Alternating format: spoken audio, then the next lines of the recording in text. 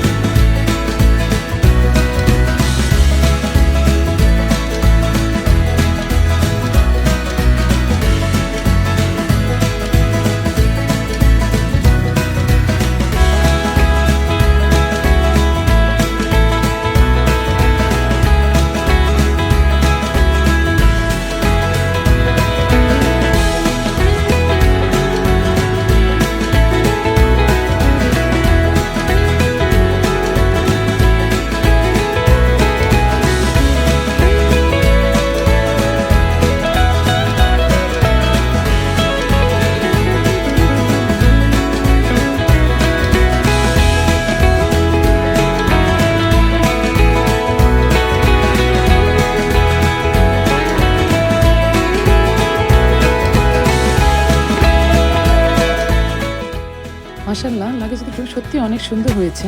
ঈশা ইমান অনেক পছন্দ করেছে, কারণ অনলাইনে কিনেছি, একটু ভয়ে ছিলাম ঠিকমতো আসে কিনা, চয়েস হয় কিনা।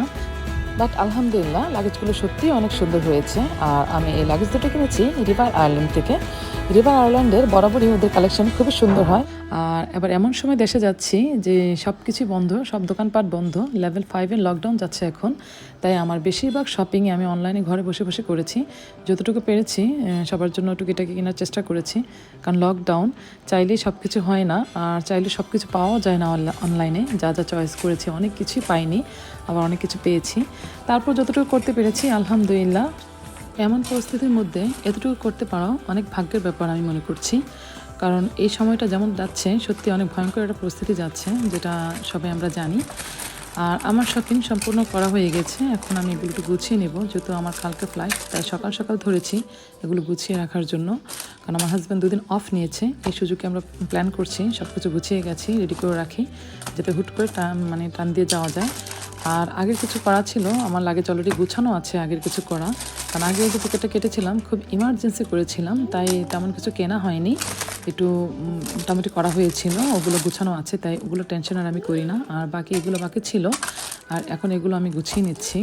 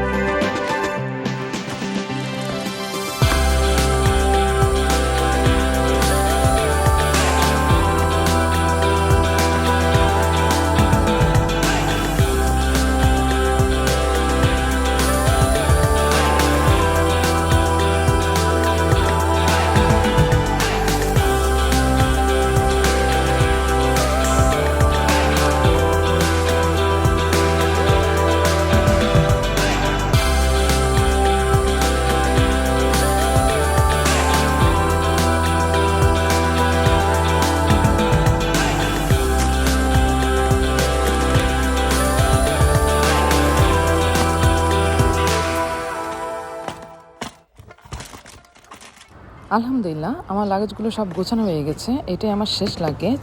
আর এটা গোছালে আমার শেষ, যেহেতু আমি আগে আরও 2টা লাগেজ গুছিয়ে ফেলেছি, তাই অনেকটা কাজ আমার আগে শেষ হয়ে গেছে। আর প্লাস আমাদের লাগেজগুলো যেগুলো আমরা বাংলাদেশে আমাদের নিজেদের জন্য নিয়ে যাচ্ছি, বাচ্চাদের কাপড় চোপড়, আমাদের জিনিসপত্র, সেগুলো আমি অনেক আগেই গুছিয়ে ফেলেছি, তাই অনেকটা হাডেক মুক্ত আমি আগেই।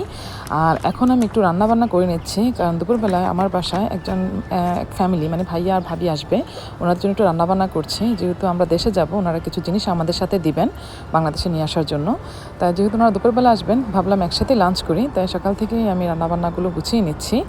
আর বিকেলবেলা আমার কোনো টেনশন নেই, কারণ বিকেলবেলা যেহেতু কালকে আমাদের ফ্লাইট, বিকেলবেলা এক ভাইয়া ভাবির বাসায় যাব ওনার সাথে দেখা করতে। আর আজকে যার বাসায় যাব সে হচ্ছে আমাদের মান্নাত মণি, এই মান্নাত মণিতের বাসায়, কারণ আজকে মান্নাত মণির বার্থডে। ওনারা কাউকে বলেনি, জাস্ট নিজেরাই করছে। আর আমরা যেহেতু দেশে যাচ্ছি, তাই আমাদেরকে একটু বলেছে সাথে মান্নাত মণির বার্থডেটাও আমরা এনজয় করলাম, খুবই ভালো লেগেছে। আমাদের মিষ্টি একটা মান্নাত মণি, ও খুবই কিউট একটা মেয়ে মাশাল্লাহ, আর খুবই শান্ত। আমার তো খুব পছন্দের একটা বাবু বলতে পারেন, ওর মতো বাবুই হয় না, কারণ ওরা আমাদের সাথে ছিল অনেক দিন। ওরা আমার নেইবার ছিল, একই বিল্ডিংয়ে থাকতাম আমরা, বাট কিছুদিন আগে ওরা বাসা চেঞ্জ করেছে, নতুন বাসা নিয়েছে, তাই খুব মিস করছিলাম। তাই দেশে যাওয়ার আগে ওর দাওয়াতটা আমি ক্যান্সেল করতে পারিনি, কারণ আমার বিশেষ করে মান্নাতের জন্য দেশে যেহেতু একটা প্রিপারেশন নিচ্ছি, সত্যি সবারই অনেক একটা হ্যাডেক থাকে, তাই ওই টেনশনগুলো মুক্ত করার জন্য, একটু রিফ্রেশ হওয়ার জন্যই যাওয়া মূলত। বাট আজকে আমাদের মান্নাত মনির মনটা খুবই খারাপ, কেন জানি সেটা জানি না। ও খুব ক্র্যাঙ্কি ছিল, ওর কিছুই ভালো লাগছিল না। অনেকবার চেষ্টা করেছিল ওর মা ওকে নর্মাল করার জন্য, বাট ও অনেকটা ক্র্যাঙ্কি হয়েছিল, তাই ওকে ক্যামেরার সামনে আনতে পারেনি, ওকে ক্যামেরাতে বন্দি করতে পারেনি। আমার আমাদের সব প্যাকিং শেষ হয়ে গেছে, গোছানো হয়ে গেছে। এই লাগেজগুলো আমাদের সাথে বাংলাদেশে যাবে, এগুলো সব রেডি হয়ে গেছে ব্যাগ। আর খুব আর্লি মর্নিং বের হতে হবে, তাই আগে থেকে সব রেডি করে সামনে এনে রেখে দিয়েছি, কারণ জাস্ট সকালে উঠে টান দিয়ে নিয়ে যাব, কারণ অলরেডি এখন অনেকটা রাত হয়ে গেছে। এই লাগেজগুলো যাবে।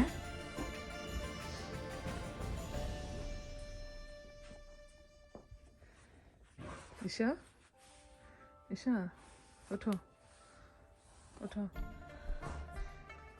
রেডি হতে হবে না, উঠো, আমরা বাংলাদেশে যাবো। এখন সকাল 5টা বাজছে, আমরা সবাই উঠে পড়েছি। আর এ ফাঁকে বাচ্চাদের জন্য আমি একটু নুডলস করে নিচ্ছি, যেহেতু সকাল 7টার বাস আমাদেরকে ধরতে হবে, আর ডাবলিন যেতে 3 থেকে 3.5 ঘন্টার জার্নি, বাচ্চাদের ক্ষুধা লেগে যেতে পারে, তাই ভাবলাম বাসা থেকে ইচ্ছাটা খাইয়ে বের করি। আর তাছাড়া এখন যেহেতু লকডাউন রেস্ট্রিকশন, বাইরে কোনো রেস্টুরেন্টে খাওয়া যায় না। ডাবলিনের রেস্টুরেন্টগুলো ওপেন আছে কিনা এয়ারপোর্টের আমার ঠিক জানা নেই, তাই রিস্ক নেই বাসা থেকে খাইয়ে বের করছি। তাই খুব জলদি আমি সকাল সকাল উঠে একটু নুডলস রান্না করে নিচ্ছি।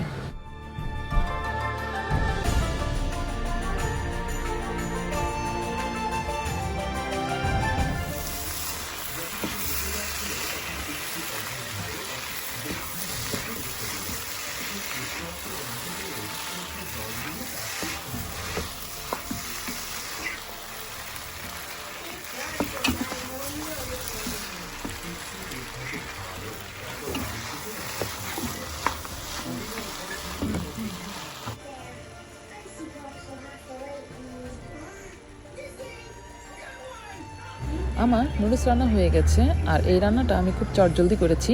এখন বাচ্চাদেরকে খেতে দিব। আর কোথাও যেতে লাগলে কাজের যেন শেষ হয় না, আমার হাতে এখনও কিছু কাজ বাকি রয়ে গেছে, কাজগুলো সেরে আমি একটু গুছিয়ে নেব।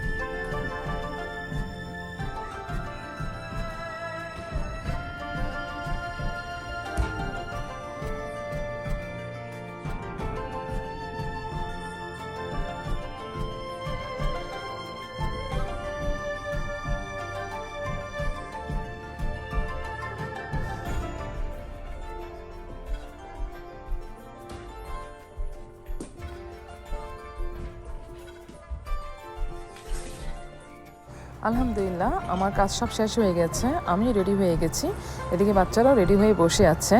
আর অন্যদিকে আমাদের গাড়িও চলে আসছে, মানে আমাদেরকে বাস স্টপ নামিয়ে দিচ্ছেন দুজন ভাইয়া, ওই ভাইয়ারও আসছেন। আর আমার হাজব্যান্ড এখন লাগেজগুলো গাড়িতে নিয়ে উঠাচ্ছে, কিছুক্ষণের মধ্যেই আমরা বাস স্টপে চলে যাব। বাই বাই দাও আঙ্কেলকে, বলে আমাদের জন্য বাংলাদেশে দোয়া করো, যাতে ভালোভাবে চলে আসতে পারি আবার।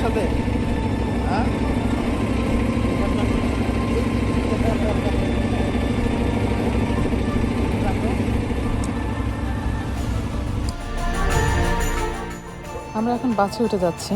সকালে পরিবেশটা সত্যি অনেক স্নিগ্ধময়, আমার কাছে খুবই ভালো লাগছিল, খুব ঠান্ডা একটা বাতাস বয়ে যাচ্ছিল।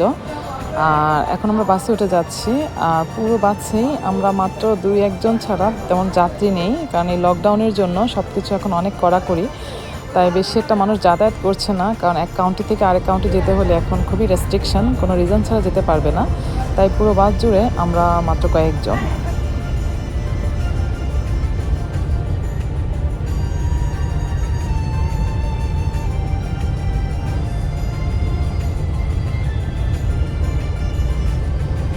আমরা যখন বাসা থেকে বের হচ্ছিলাম তখন খুব অন্ধকার ছিল সকালটা, আর এখন সূর্য উদয় হচ্ছে, দেখতে সত্যি অনেক ভালো লাগছিল। সকালের গোধূলি যে একটা সুন্দর একটা স্নিগ্ধতা, এটা আমার কাছে খুব মনোরম একটা পরিবেশ ভালো লাগছিল। আর আমি পুরোটা রাস্তা জুড়ে তাই দেখছিলাম, আর দেখতে দেখতে কীভাবে যে টাইমটা চলে গেল আমি টেরই পাই নাই। আর আমরা প্রায় ডাবলিন শহরে চলে আসছি, আর আধা ঘন্টা লাগবে, এই কিছুক্ষণ পরেই আমরা ঢুকে যাব সিটির মধ্যে। তারপর ওখান থেকে সিটি থেকে আমার এয়ারপোর্টে যেতে আরও 20 মিনিটের মতো লাগবে, তো আমরা অলমোস্ট কাছাকাছি চলে আসছি।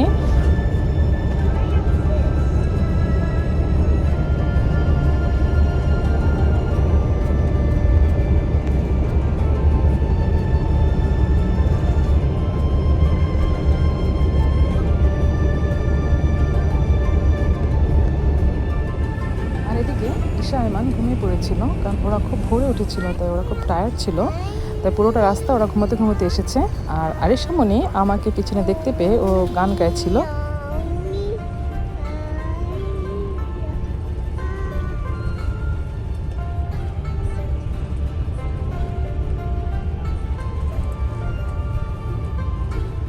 না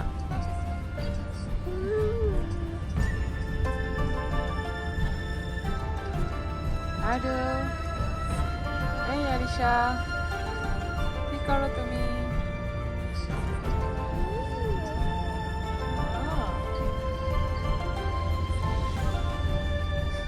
ভালো লাগছে না? টায়ার্ড হয়ে গিয়েছো মামি? এই আরিশা বেবি, কি হয়েছে?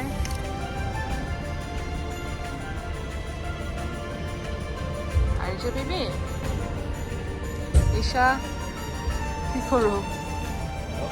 তোমরা এক্সাইটেড? দেশে যাবে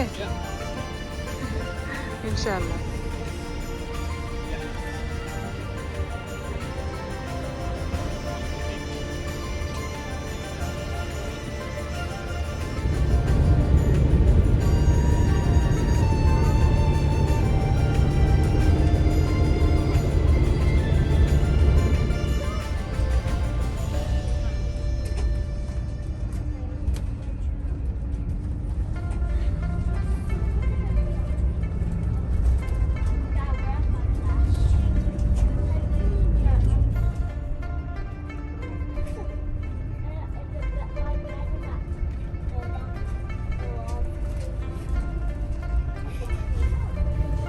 অলমোস্ট আমরা ডাবলিনে এসে পড়েছি, এখন আমরা সিটির মধ্যে ঢুকেছি। আর 20 মিনিটের মধ্যে আমরা চলে যাব ডাবলিন এয়ারপোর্টে, কারণ পুরোটা রাস্তা এতটা ছিল যে রোড ভালো ছিল না, বলতে কি যে ব্ল্যাক আইস ছিল, তাই আমাদের বাসটা খুব স্লো, মোটামুটি স্লো আসছে, এই জন্য একটু সময় লেগেছিল। তারপরও যাই হোক, আমাদের হাতে এনাফ টাইম আছে, কারণ এখনও যেহেতু আমরা ডাবলিনে ঢুকেই পড়েছি 10টা বাজে। আর ইনশাআল্লাহ আমরা অন টাইমে আমরা যেতে পারবো। আর আমাদের ফ্লাইট হচ্ছে 1টাতে, তাই হাতে যথেষ্ট টাইম আছে, টেনশন করছি না। এই কিছুক্ষণের মধ্যে আমরা এয়ারপোর্টে চলে আসবো।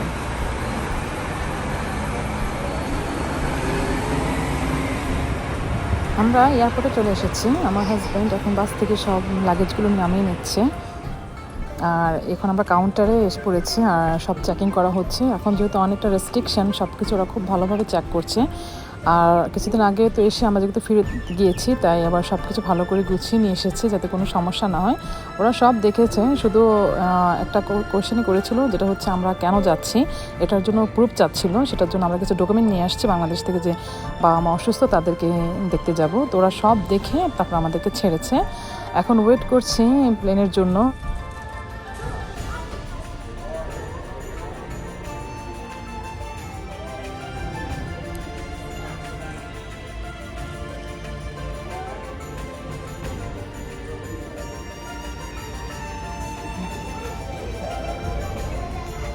দেখো দেখো, আমরা কোথায় বাংলাদেশি।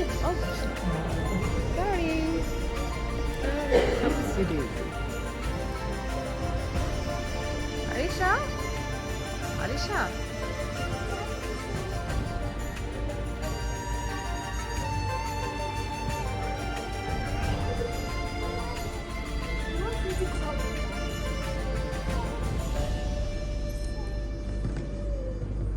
কিছুটা সময় ওয়েট করার পর এখন সময় হলো প্লেনে ওঠার। আর এই সুযোগে আমার হাজব্যান্ড আরিশাকে একটু খাইয়ে দিচ্ছিল, কারণ আর কখন না কখন খাওয়াতে পারে। এই কিছুক্ষণ পরেই আমরা এখন বিমানে উঠে যাব, তাই ও তাড়াতাড়ি একটু আরিশাকে দুধ খাইয়ে দিচ্ছিল, কারণ আরিশা খুব ভোরে উঠেছে। ওকে ব্রেকফাস্ট করেই বের করেছি, ওকে দুধটা খাইয়ে বেরোতে পারিনি। আর ও এই কিছুক্ষণ আগেই খুব ক্র্যাঙ্কি দেখাচ্ছিল, তাই ভাবলাম একটুকে খাইয়ে দিই। তো আমার হাজব্যান্ড ওকে দুধ খাইয়ে দিচ্ছিল।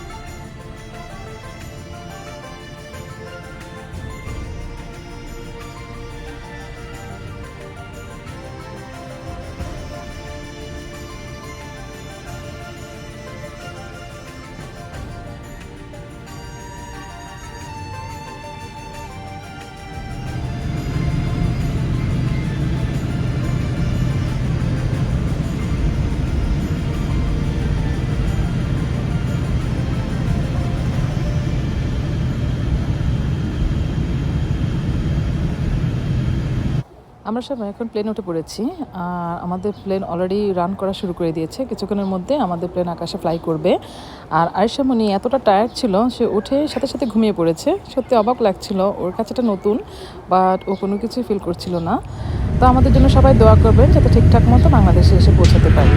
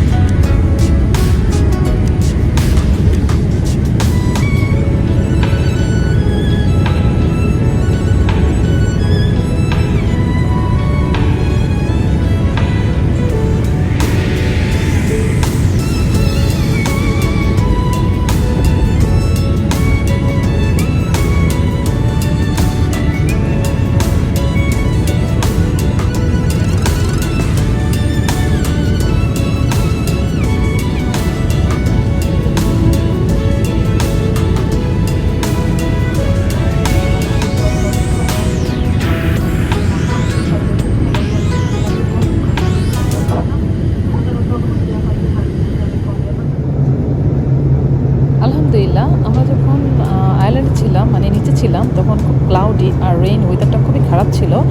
আর আকাশে যখন উঠেছি তার ঠিক অপোজিট এত সুন্দর ওয়েদার দেখে খুবই ভালো লাগছিল। সূর্যাস্ত মনে হচ্ছে কোনো একটা কি বলবো, যে একটা সমুদ্রের মাঝে আমরা ভেসে বেড়াচ্ছি। আর এত সুন্দর একটা ফিল, মানে এই ফিলটার কোনো ভাষা আমার কাছে নেই। আমি অবাকভাবে দেখছিলাম। আর সুন্দর একটা রেইনবো ছিল, রেইনবোটাও দেখছিলাম। আর এখন আমাদের লাঞ্চ দিয়ে গেল, কিন্তু বাচ্চারা খেতে চাইছিল না, কারণ ডাবলিন এয়ারপোর্টে ওর বাবা অলরেডি ওদেরকে লাঞ্চ করে নিয়েছিল। বাট খাবারটা দেখে আমার খুব পছন্দ হয়েছিল, কারণ বাংলাদেশের স্টাইলে খাবার দিয়েছে, রাইস সাথে একটা কারি। তো ভাবলাম ওদেরকে খাইয়ে নিই, কারণ কখনো না কখনো আবার খেতে দেয়, কারণ কাতার যেতে এখনও আমাদের প্রায় 4 ঘন্টা। তো এতক্ষণ সময় বাচ্চাদের কষ্ট হবে। আর এদিকে আয়েশা মনিও ঘুমিয়ে পড়েছে, কারণ ও এতটা টায়ার্ড, কারণ খুব সকালে উঠেছিল, কিন্তু পুরো বাস জুড়ে ওর বাবার সাথেও খেলতে খেলতে এসেছে, ও আর ঘুমায়নি। আর যেই না আমরা প্লেনে উঠলাম সাথে সাথে ও ঘুমিয়ে পড়েছে। আর পুরোটা প্লেন জুড়ে দেখুন শুধু আমরা, এই 3-4 জন ছাড়া আর কোনো মানুষই নাই। সবচেয়ে বড় কথা হচ্ছে এবার গাড়িটা একটু সত্যি অন্যরকম লাগলো, ডিফারেন্ট, কারণ পুরোটা প্লেন জুড়ে দেখবেন শুধু আমরা, আর পিছনে লাস্টের ইকোনমি ওখানে কয়েকটা লোক আছে। আর পুরো প্লেনে খালি যাচ্ছে, আমাদেরকে নিয়ে যাচ্ছে, একটু স্পেশাল মনে হচ্ছে। পুরোটা প্লেন জুড়ে আমরাই। বাট কষ্টের কথা হচ্ছে আমরা যখন লাস্ট উইকে মানে টিকিট চেক করছিলাম, বা টিকিট মিলছিল না, তাই এটাই সেইটাই, বাট দেখুন পুরোটা প্লেন কিন্তু খালি যাচ্ছে, কী করবো। তারপরেও একটা এক্সাইটমেন্ট কাজ করছে, অনেক ঝড় তুফান যায় বলে মনের কষ্ট নিয়ে যাচ্ছি দেশে।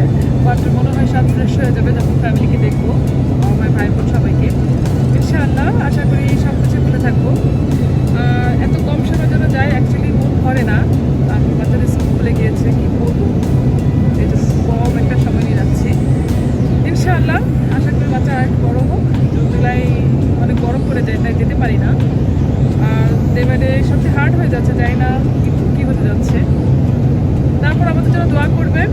আশা করি আপনারা সবাই ভালো আছেন, এই করোনা পরিস্থিতিতে ইনশাআল্লাহ আমরাও ভালো আছি। তো আমাদের জন্য দোয়া করবেন। কী করো তুমি মামনি, কই পেলে এটা? হ্যাঁ, আজকে বাবাকে অনেক কষ্ট দিয়েছে। বাবা একটা মুহূর্তের জন্য বাবাকে ছাড়েনি, আর আমার কাছে তো আসেই নাই। ওর জন্য সত্যি এই ফার্স্ট এত লং একটা জার্নি, এটা তো ওর ফার্স্ট নিতে পারিনি, অনেক কষ্ট হয়ে গেছে ওর জন্য। এখন একটু একটু ঠান্ডা হয়েছে, তেল খাওয়ার পরে ও বাবা অনেকটা ওর বাবাকে অনেক ক্লান্ত বানিয়ে দিয়েছে। সারাক্ষণ ওর বাবা ঘুরছে, আর আমাকে তো চিনেই না আজকে। আমি হচ্ছে রাজুন, খালাম্মা, আন্টি আন্টি। ঈশা কোথায়? দুজনেই বিজি। ওদের মধ্যে খুব এনজয়, একটা এক্সাইটমেন্ট কাজ করছে ওদের মধ্যে। ওরা এতটা খুশি যে আলহামদুলিল্লাহ বলে বোঝানোর মতো না। দেখি ওদের আশাটা আল্লাহ পূরণ করেছে, সেটার জন্যই খুশি। কারণ ভেবেছিলাম যেতেই পারবো না, কারণ যখন আমরা যেতে পারিনি, ও মাই গড, সত্যি সবার মনের অবস্থা খুবই খারাপ ছিল, এটা বোঝানোর মতো না। আলহামদুলিল্লাহ আবার টিকিট গেলাম 2 সপ্তাহের মাঝেই, এইটাই বড় ব্যাপার।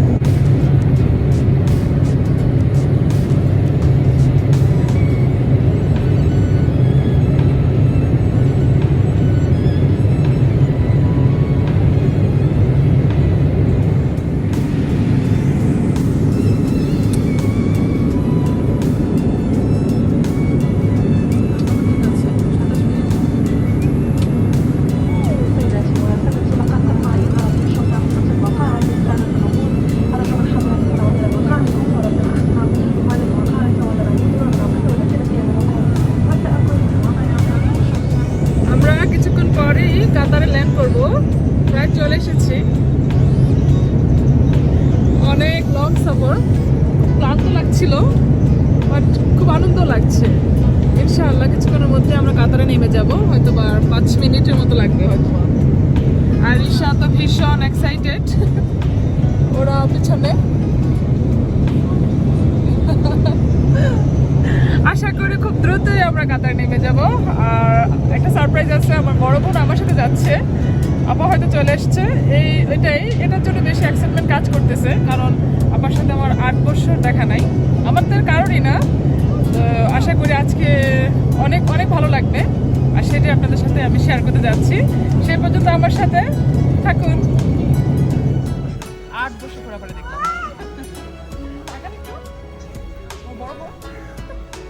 সামনে দাঁড়াচ্ছে।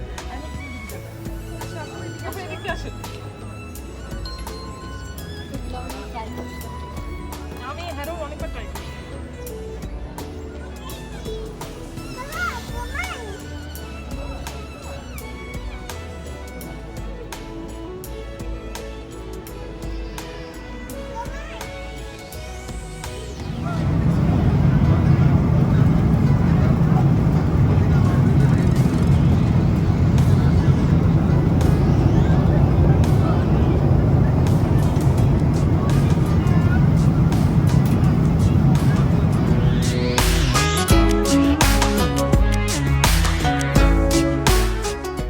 আলহামদুলিল্লাহ কিছুক্ষণের মধ্যে আমার প্রাণপ্রিয় দেশ বাংলাদেশে আমরা ল্যান্ড করতে যাচ্ছি। মনের ভিতরে ভীষণ একটা এক্সাইটমেন্ট আর ভালো লাগা কাজ করছিল, আর অস্থিরতা কাজ করছিল কখন সবাইকে দেখতে পাবো। মনে হচ্ছে যে এই সময়টা কিছুতেই কাটছিল না। আর যখনই বাংলাদেশে আমরা ল্যান্ড করলাম, সত্যি কথা সবাইকে দেখতে পেলাম, আমার যে কি একটা অনুভূতি, সেই অনুভূতিটা আমাদের প্রত্যেকটা প্রবাসীরাই বুঝতে পারবেন। ওনারাই জানেন যে অ্যাকচুয়ালি এই অনুভূতিটার কোনো ভাষা নেই। যে বাবা মা ভাই বোন সবাইকে দেখতে পেয়ে মনে হয় জীবনের যত কষ্ট দুঃখ আছে সেকেন্ডের মধ্যে আমরা ভুলে যাই। আর এবারে বাংলাদেশ জার্নিটা আমার জন্য ভীষণ কষ্টকর ছিল এবং অনেক ঝামেলা ছিল। তারপরও ওদেরকে দেখতে পেয়ে, ভাই বোনদেরকে দেখতে পেয়ে মনে হচ্ছে যে আমার সব ঝামেলাগুলো সেকেন্ডের মধ্যেই মনে হয় কেটে গিয়েছে। আর এই যে পাওয়াটা মনে হচ্ছে আমার কাছে পৃথিবীর শ্রেষ্ঠ পাওয়া, যে প্রত্যেকটা ভাই বোন আমরা একসাথে হয়েছি, সবার সাথে সবাই দেখা হয়েছে। আর এই মোমেন্টটা যে মনে হয় যে অনেক অনেক অনেক কিছু বিনিময়ে পাওয়া যায় না। তো আলহামদুলিল্লাহ আল্লাহর কাছে যে আমরা ঠিকমতো বাংলাদেশে ল্যান্ড করতে পেরেছি আর পৌঁছে গেছি সবার মাঝে কিছুদিনের জন্য, সেটাই আমার কাছে অনেক বড় একটা গিফট।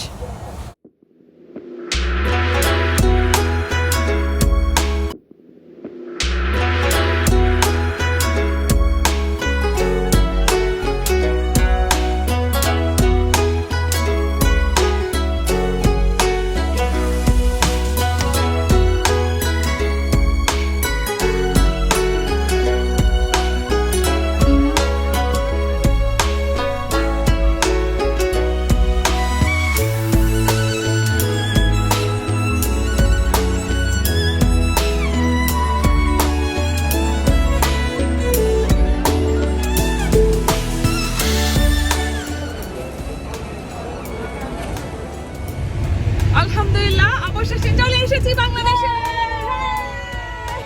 আমরা 4 বোন একসাথে হয়েছি অনেক বছর পর।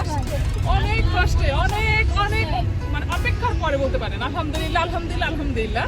এই যে আমার বড় বোন, সারপ্রাইজ ছিল বাট সারপ্রাইজ হয় নাই, এটা চলে গেছে কারণ আমার ফ্লাইট ক্যান্সেল হওয়ার কারণে। আর মাঝে বোনকে তো আপনারা সবাই ভালো করে চিনেন। আর ওই যে আমার ছোট বোন, আমাদের সবচেয়ে ছোট বাট মাইর থেকে বেশি, সবাই বেশি। অনেক অনেক অনেক ভালো লাগলো আলহামদুলিল্লাহ সবাইকে দেখে। এখন তো আপা আমাকে দেখবো, তারপরে ইনশাআল্লাহ কুমিল্লায় চলে যাবো। আরিশা অনেক ক্লান্ত, খালামণিকে পেয়ে আর কিছুই করার নাই, কারণ ও যখনই ভিডিও কল দেখতো ও খুলে যাবে, বাট আজকে বাস্তবে পেয়ে দেখুন সেই চিরচেনা ঢাকা আবার চলে আসলাম। দেশের গন্ধই পাচ্ছি, মাটির গন্ধটা এত সুন্দর লাগছে। আমি জানি না আমার বলতে লাগছে কিনা, বাট আমি ফিল করছি। হ্যাঁ অবশ্যই, হ্যাঁ এই মাটির গন্ধটা অন্যরকম। সেই চিরচেনা আমাদের ঢাকা। আমরা অনেক বকা না থেকে একটু লেট হয়েছে, তাই তো আগে গেছিলাম, আবার রাখলাম। পয়সার আমি পায়ে পৌঁছিও না, তো আপা আমার দোলাই আমরা 4 বোন একসাথে হওয়ার পর আমাদের কথা যেন শেষই হচ্ছিল না। অনেক অনেক কথা আমাদের জমেছিল, আর মনে হচ্ছিল আমরা কখনোই দূরে ছিলাম না, একসাথেই ছিলাম।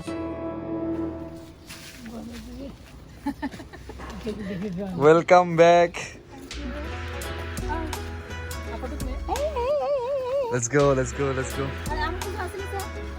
হ্যাঁ সব দেখতেছি। তোমার কাজিন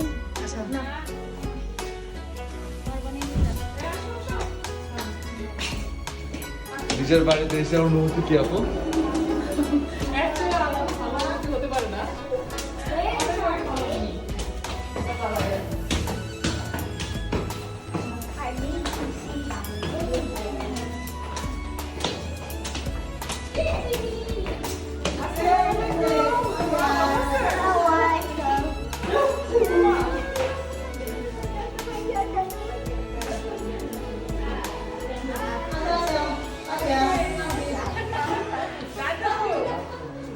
চিনছে আই থিংক।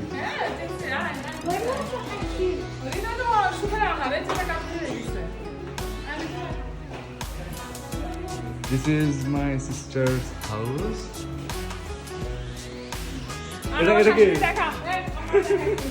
এই যে আমার শাশুড়ি।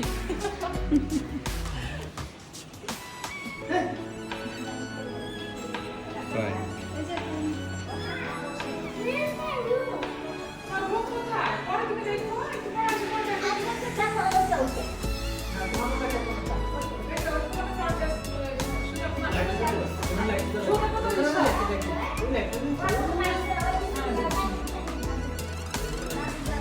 আয়মান আসার পরেই ভীষণ টায়ার্ড হয়ে গেছিলো, তাই এসে ওর রুম খুঁজছিল যে আমার বেডরুম কোথায়, আমি একটু রেস্ট নিব। তাই আমি একটু উপরে যাচ্ছি, কারণ ওদের একটু বেডরুমটা দেখিয়ে দিতে। কারণ আয়মান যখন এসেছিলো আগের বার, তখন ওর কোনো কিছুই মনে ছিল না, ও ছোটো ছিল। আর এখন তো আলহামদুলিল্লাহ 7 ইয়ার্স নিয়ারলি হতে যাচ্ছে, এখন সব কিছুই জানে। তাই এসেই বলছিল আমার রুম কোথায়। আর এদিকে আমার শাশুড়ি আম্মা যান আমাদের জন্য অনেক কিছু রান্না করে রেখেছেন, আর এত এত মজার মজার খাবার রান্না করে রেখেছেন। কারণ আমি আমার শাশুড়ি আম্মার রান্না খুবই পছন্দ করি, আর সেই পছন্দের খাবারগুলি মা আমার জন্য রান্না করে রেখেছেন, যেগুলো আমি খুব পছন্দ করি। আর এখন সবাই মিলে একটু খেয়ে নিব।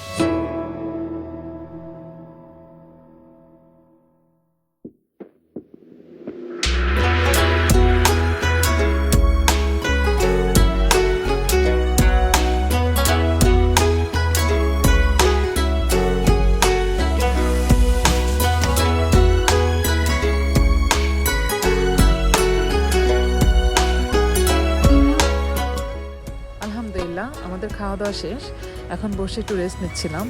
আর এদিকে আমার শাশুড়ি আম্মা যান আমাদের জন্য বড়ই আর পেয়ারা কেটে এনে সামনে দিল খাওয়ার জন্য।